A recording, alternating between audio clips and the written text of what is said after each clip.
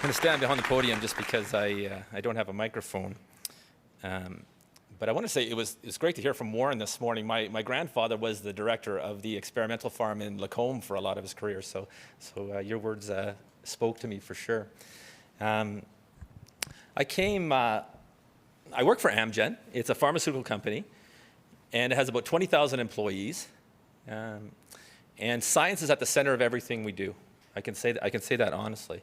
What I'm so inspired by for being with you today is that, without a doubt in my mind, people in this room are going to do it better than it's ever been done before. My career has taken me all over the world. I know I'm the regional director now for Western Canada, but last year I was the global marketing lead for a new product that's coming out to tackle some of our worst cancers that we have here. But you're starting from a place that was far beyond where I started from. It's been 16 years since I lived in Alberta, but I grew up here. I grew up in Alberta. I grew up in a little town called Devon, and honestly, there's nothing there. There was nothing there when I grew up.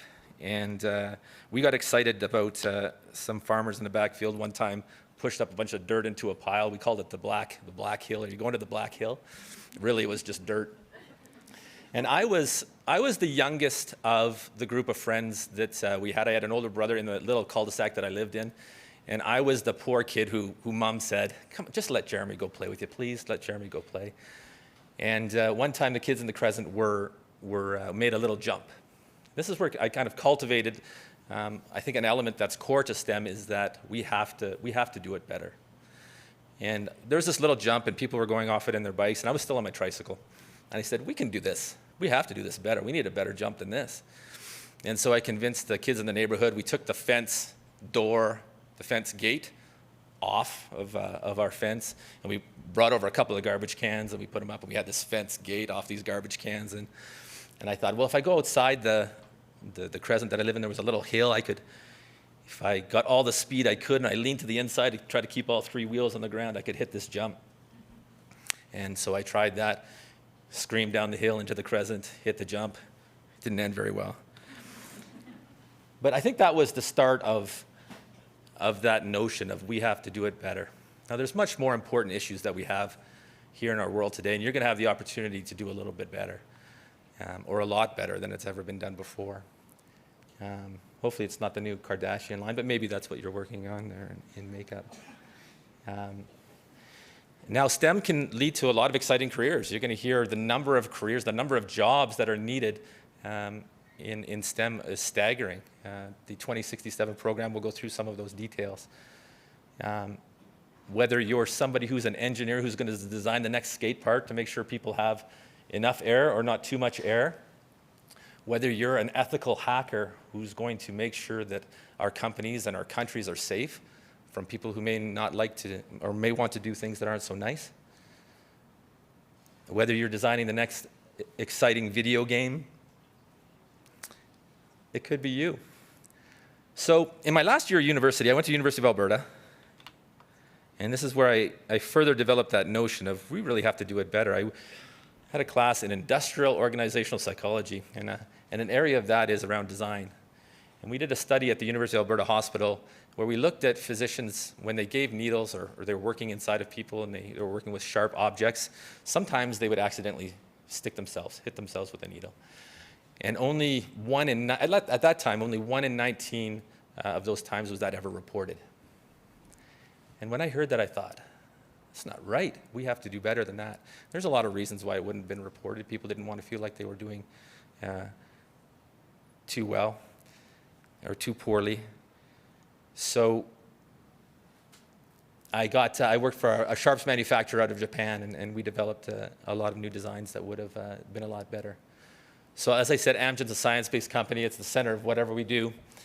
We're developing the latest in technology as far as pushing science. We work with biologics, meaning we're working with a live cell source to develop medicines. These are technologies that we're using with engineers to develop these medicines. I wanted to tell you a really quick story before I finish about Gustave Roussy. It's a center in France. Gustave Roussy was a gentleman who was born in the 1800s, died in the mid-1900s. And he wanted to open up a cancer center that was cutting edge. He was a neuropathologist, and so he knew these cancers are really, really bad. And we need to have the best minds together, but we also need to have a center where we're able to treat people. And the government at that time, for different reasons, said, we can't do it. We don't have the money to do it. And he said, I'm doing it on my own. And he set up this center. I was able to go there this last fall and complete a master class in GU oncology. So GU meaning testes, prostate, bladder, kidney. And what so impressed me about that center is they live the notion that everybody can have a science mentality. Everybody in the center. So they have the best scientists in the world working on the most cutting edge elements of what we can do to reduce morbidity, to reduce death around cancers. And the porters, the individuals who push the beds around the hospital, came up with a study on their own. And they went to the people who had been in university for 20, 25 years after they did well in high school, and they said, we think we can do this better. And they developed a study on pain, and it was actually their study of the year last year that was put together by these porters.